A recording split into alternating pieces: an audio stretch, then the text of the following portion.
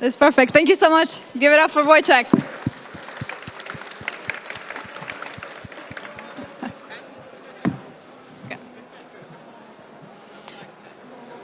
Up next, we have Dr. Muhammad Mudassar Yamin, Associate Professor at the Department of Information and Communication Technology at the Norwegian University of Science and Technology.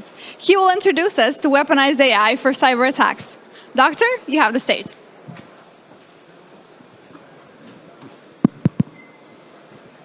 Thank you very much for the introduction. Good afternoon, everybody. I hope you are enjoying the talks so far. So my talk is more about a general overview of cybersecurity and how we can use AI to launch some sort of attacks on those using automated attacks. So I will just give you a short introduction. I just completed my PhD last year from Norwegian University of Science and Technology. My PhD was related to creating insecure infrastructure, intentional. Mostly people get unintentionally, but I created it intentionally. I also work with an expert group in Interpol, where we develop new concepts for smart city policing. So I received innovation medal from them back in 2019. I'm also involved in some think tanks in Geneva Center for Cybersecurity Policies, and also work with NISA, where we talk about future cybersecurity threats. Let's say some country is cutting your what you call fiber optic cables. There are attacks on satellite networks, stuff like that. So we are focusing on that kind of threats. Additionally, I was responsible for the technical infrastructure for ECSC 2023. That was the largest hacking competition in the world. And I have before in my previous life, I have OSCP, OSCE, when I was a consultant in industry. So I will start with a disclaimer. Most of my research was related to security, but during COVID time, we have a lot of time with our fellow researchers that are working in AI, but they don't have any idea about the security. So it is a joint work with those researchers. So we combined our concept security and AI, and we are presenting some of the concepts that you will see today. So I basically work at Norwegian Cyber Range, where we train people, educate people, emulate platforms, and evaluate processes. So I will just give you a small overview what we used to do in our cyber range. So back in 2021, I have this talk in DefCamp. It was cyber range in a shell. So where I presented we have this kind of programming language that we developed. In this programming language, we can specify the requirements for a cybersecurity exercise. And when the requirements are fulfilled, you have an infrastructure ready. So here you have some examples of the deployed infrastructure. It is on OpenStack and VMware, and you can access the documentation from the URL here, and you can access the language from here as well. So in this programming language, we define the infrastructure, the vulnerabilities, and the kind of what you called interactions that are happening between the multiple entities, like red team, blue teams, operational staff, non-operational staff, technical staff, and stuff like that. You can specify all of the things together, and you can run a cybersecurity exercise. So this is one of our paper where we are defining how this environment is created and how the interactions are happening in the environment. So we have multiple components in the environment, software, services, and configurations that are being deployed automatically to create this vulnerable infrastructure. And we have multiple agents that are working within environments. These agents are attack agents and defense agents, and they are automated. And they have a world state. In that world state, they monitor the environment, what kind of events are being happening, and they respond to those events. So I will give you some example. So this is from one of our paper, where when the agents are happening, interacting with the environment, you can see they have some sort of decision tree.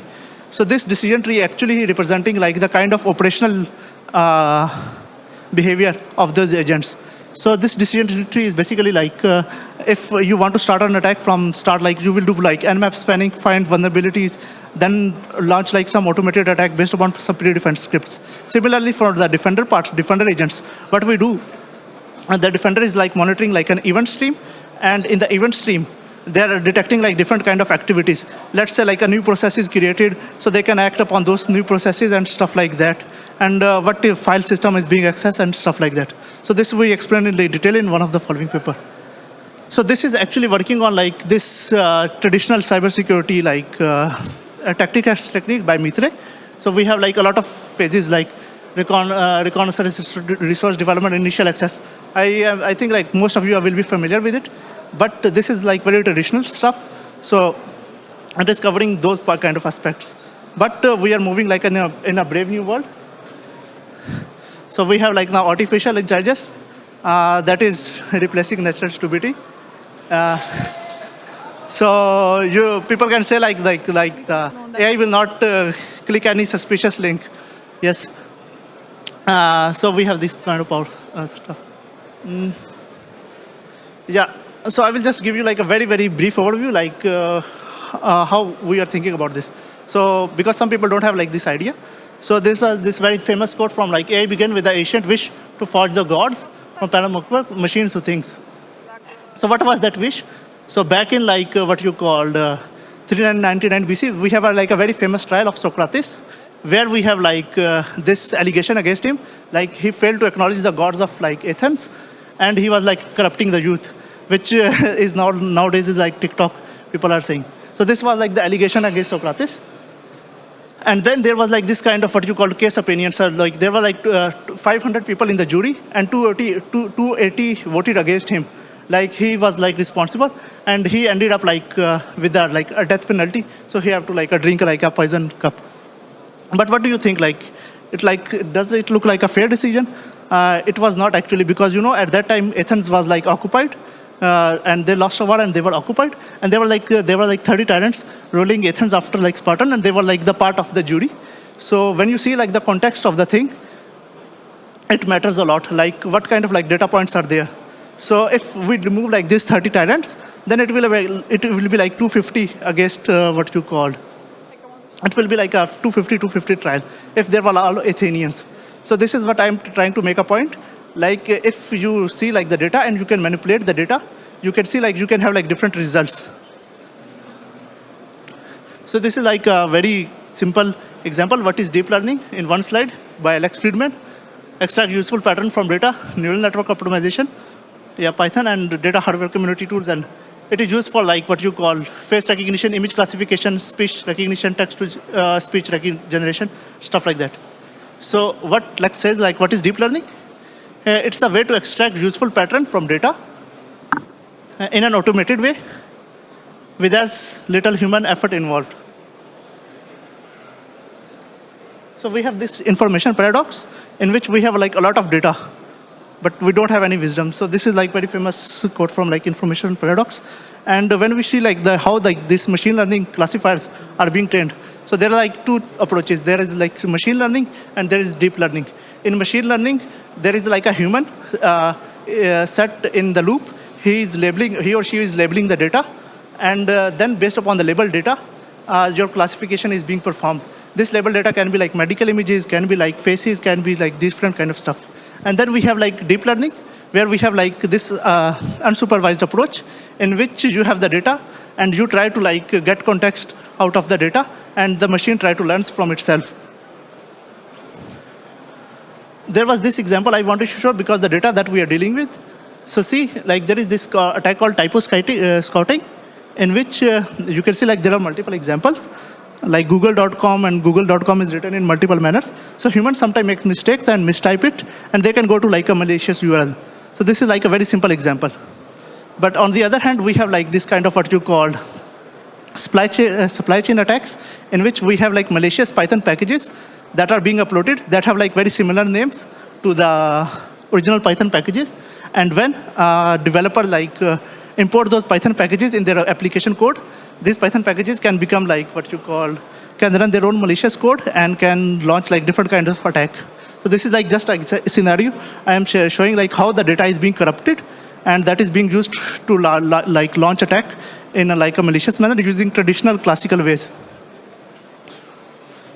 So this is like the general attack overview that was presented by MIT like back in 2017, in which like they say like how like these AI models that are used for like what you called image classification can be attacked. So they have like we have multiple points of failure, like the training data, in which we can have like label label misspecification, label leakage, data bias, privacy breaches. We have like what you call, in the training phase, we have like improper training. In the model phase, we have like privacy breaches and stuff like that. And during like the deployment, we have like traditional classical attacks that can affect the deployment. So we will just look how we can like attack these things, and we will see some examples. Additionally, we have like 3 attack vectors that are very important in this kind of model deployments. These are like evasion, poisoning, and stealing. In evasion, what happens is like the input provided to algorithm is specifically tempered that enable them to bypass right classification mechanism. So you see like a lot of examples of like prompt injection nowadays. So basically this is like called of like evasion. So they're evading like the model restrictions. Then we have poisoning, in which we provide the malicious data to the classifier, in which in an unsupervised manner, when the algorithm is learning the context, classification become damaged, and it start to classify some other stuff which was not intended. And then we have stealing. So what attackers try to do? Attacker try to learn from the model how the attacker is classifying, and then they try to like understand what is the classification mechanism, and then they try to like bypass those restrictions. So this is like a new Mitre Atlas that is being underdeveloped. It talks about like the kind of like attacks that are being done on like malicious, on like machine learning and deep learning models, like reconnaissance, resource development, initial access, ML model access, these kind of stuffs. And they have like their own what you call specific tactics, what attackers are being employing. These tactics are involving like what you call searching for publicly available data sources, identifying like the kind of algorithms that are being used, and try to like what you call steal other information, privacy breaches and stuff like that. So this is still being underdeveloped, and I'm just showing you how like the traditional way and like the non-traditional AI classification beings are being merged for like this kind of attacks. Then we have like this paper that we started working on in 2020, in which we theorized like how this what you call the new kind of attacks are being generated. So we compared it with like the traditional kinds of attack, like stride with the stride model, spoofing, tampering, repudiation, stuff like that, denial of service. And then we see the attacks that are like AI powered. So these AI powered attacks were like related to data misclassification, data generation, and what you call data manipulation. So these kind of new attacks that are being generated. So we started working on it back in 2020. And I will show you some examples here. So there was like this example of data misclassification. I listed some papers on like the right-hand side, where like people are working on this data misclassification. And on the left-hand side, there is like an example. This is an example of like medical data that is being tampered with using adversarial techniques. So what is happening here, like in the green part, you see like where like the images are not tampered, and like the models are classifying them the right thing, like they're diagnosing like different kind of medical issues like chest x-rays and different kind of what you called medical issues.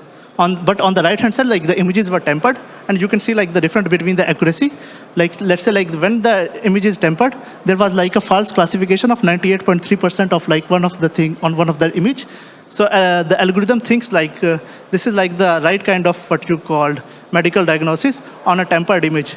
So what it is happening is like algorithm is suggesting the doctor like the patient has this kind of what you call medical problem, then the doctor can advise him or her like some kind of solution. So this is being like presented in like one of the papers city again from Ben Gurion University, in which what they presented is like they hacked like a MRI scanner using traditional manners, and then tempered the images of cancer patients, and they presented the images to the doctor. Doctors weren't able to tell like whether the images are tempered or not, and the AI classifier weren't able to tell. They were diagnosing it like as like what you called real things, real cancer things. So the attack was like that: if you don't have cancer, it will show that you have cancer, and the doctor can advise like a chemotherapy, and you will die from that chemotherapy. If you have cancer, then it will show like you don't have cancer, and then you will die from cancer. This is just one example.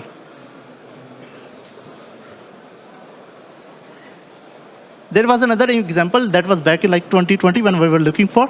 It was like synthetic data generation. So here I have shown some examples. This is actually happening like you have like a lot of data in which like in some investigation you are analyzing like CCTV footage, object detections, and stuff like that.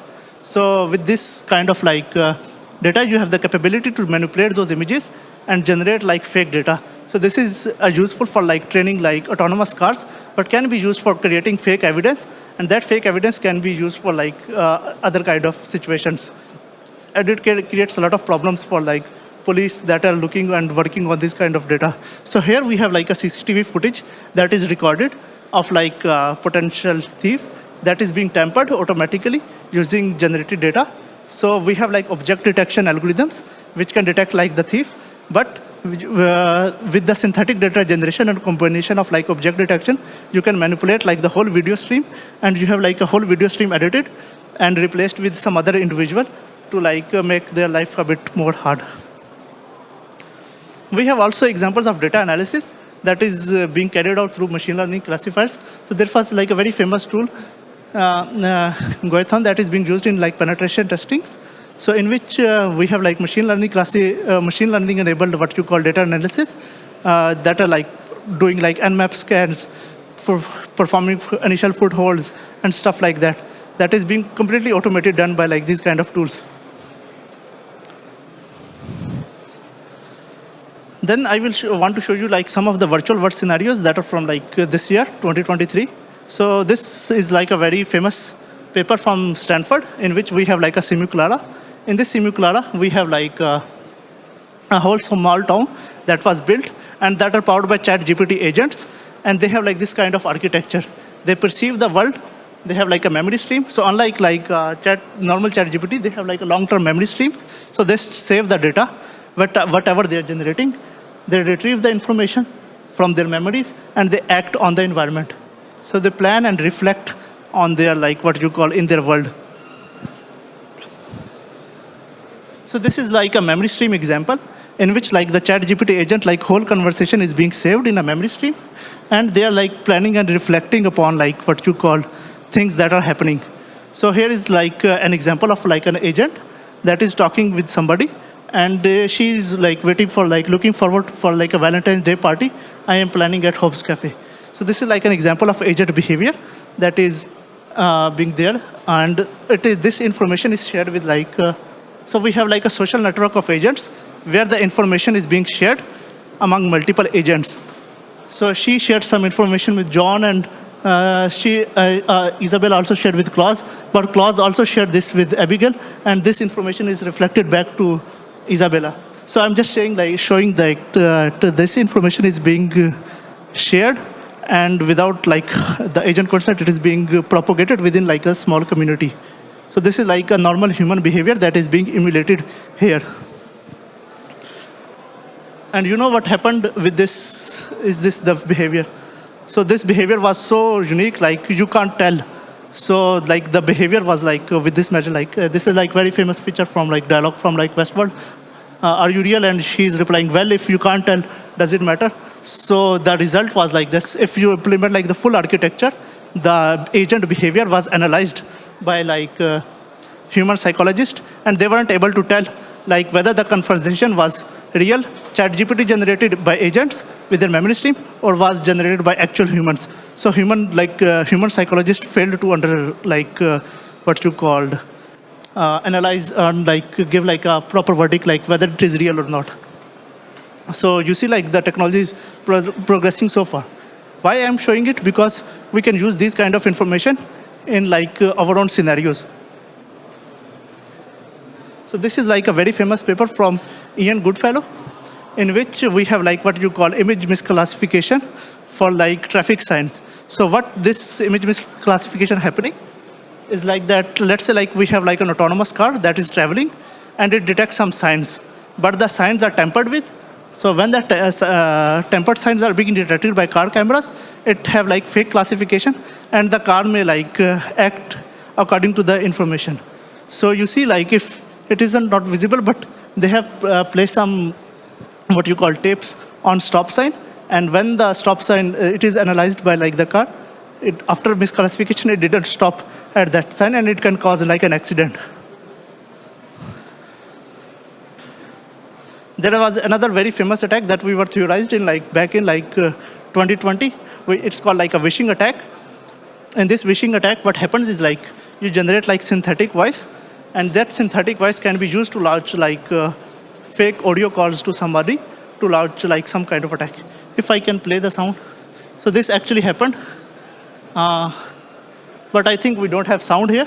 So this actually happened like 4 or 5 months ago.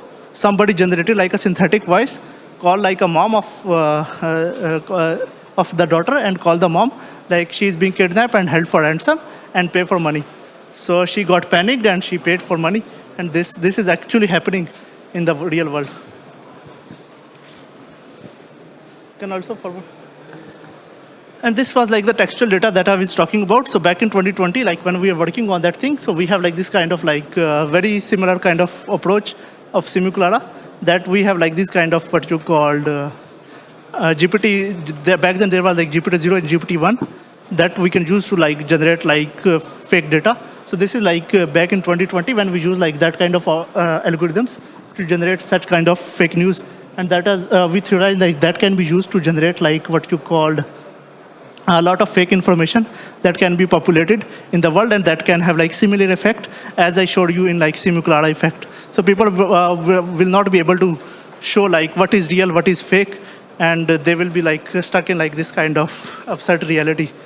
So these are like some of the attacks that I wanted to show you, but there is also like some countermeasures against them. So I just want to show you like some of the countermeasures that are like there, that are like proposed by Mitre, and we are working on it. Like we have to like, if we want to like survive in this kind of brave new world, we need to like limit like the model access, because like open source solution, like if it is openly available, it can cause like a lot of problem because people will be able to manipulate it. We have to do like red teaming against the models because people are like launching attacks against it, and you see like what is happening with like ChatGPT, and they're like generating like a lot of what you called prompt injections, and even FB started like red teaming their models and stuff like that.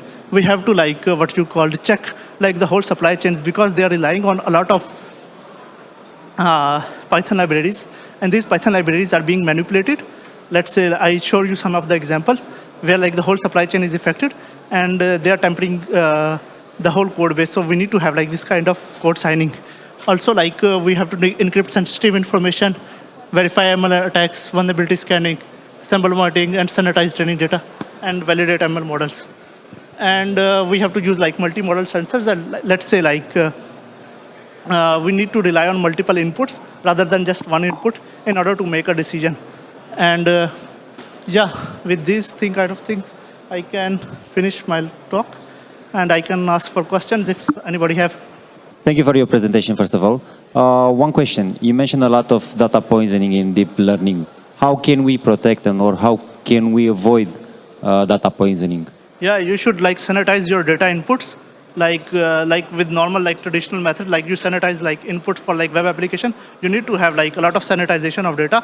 So whenever you train like ML model, you have like what you call data pre-processing. So in that part, you do need to do a lot of data pre-processing. And when you allow like public data access to like, when you allow like your model to read public data, then you have to do like a lot of data sanitization as well. Thank you. Hello. Oh, So you talked sorry. about the idea that AI models talk to each other, and that human psychologists couldn't really tell whether it's a conversation between two humans or two AI models. How would you like train a model if us humans can't really tell if it was a human or not, to dictate whether some content is generated by AI or by humans? Let's say the example that you gave us with the AI-generated voice. How would you build a model that would, tell that would be a, AI-generated content and not something by a human?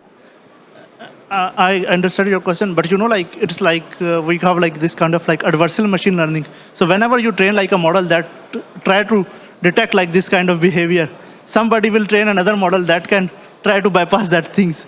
So this is like adversarial machine learning. So it is like a lost cause if you want to do that. It's like a lost cause. So then, if this is a lost cause, what would be a system or a solution that you would propose to this problem? As we say, like we have to like follow like zero trust model. Just trust nobody, nothing, and just use your best judgment. Thank you. Quick question from your point of view, please. If you can tell me, having this hype over the AI in these past years, what will be developed faster from your point of view, an AI cyber defender or AI cyber attacker? Which one will reach the maturity faster? Like whenever you ask anybody like what is AI, they will give you their own definition. So if we have a regex running in like same solution, it can be like an AI. If you ask like maybe 10 years ago, but this is like data driven. And Yes. like how much data we gather and we can train on it. So we see cyber defenders are gathering a lot of data in SIEM and other kind of solutions. So it is empowering them a lot. It is empowering them a lot. What I think is like that attacks will happen, like attack on algorithms will happen. But in classical terms, like classical attack, like phishing and these kind of like classical attacks, you will have like superpower against these kind of attacks. And like what you called code analysis and stuff like that, the cyber defenders have like superpower with these kind of data-driven applications. Yes, thank you. I want to ask, for example, in your recent example of ransom, yeah, for using AI, do we have, for example, solution to test, for example, in cases of ransomware or something, or attacks coming from, for example, dark GPT or something, to test if this is forged evidences or something or counterfeit? Sorry, I didn't understand your question. I mean, is there also using AI to countermeasures to these counterfeit evidences, or for example, for fake videos, for fake voice, Yes. to fight this false information? So one of the experiment we did with like with ChatGPT Pro. So we calculated like the factorization of like 2 to the power 253 minus 1. That is like a very big factor in terms of like prime numbers. So it gave like the right answer, and we were very surprised. It was happening with ChatGPT 4.5 Turbo. That's the experiment we did. So when you have like this kind of capability that can calculate this big prime factors, then I think like you have some options there if for like decrypting the encryption of the ransomware attacks. Okay, so people, for example, if there is ransom asked for such cases, have possibility the law enforcement to test if this is for real or not? I can say they are working on it. I know some of the groups in Interpol, they are like investigating heavily. They don't have like a right solution now, but they are investigating a lot. Okay, thank you. Hello, thank you for presentation. My question is, in the last few years, we see a huge and quite rapid proliferation of AI. And with this proliferation, AI started to generate a lot of data. In this direction, do you see poisoning the well, if I can say that? A lot of this data is read by AI, and AI is developing based on its own data. Do you have experience in this direction, and can you share with us your observations? Thank you very much. Yeah, so like for autonomous driving, they can't like drive like cars in a safe manner around the world. So most of the experiments are being done on like synthetic data. So this synthetic data is generated by AI algorithms, and they train like what you call on that synthetic data, and they see like they create like what you call injects in the synthetic data world, in the synthetic world, and they try to like train like these autonomous cars. But this application is applicable to like this approach is applicable to any kind of field where you have to like to train any kind of model, but then you have to test it and verify it in like real world. So most of like the Tesla is being trained on like this synthetic world, where we have like, everything is fake. I would tell you like real or fake. Most Tesla autopilot is run, but now it is running in the real world.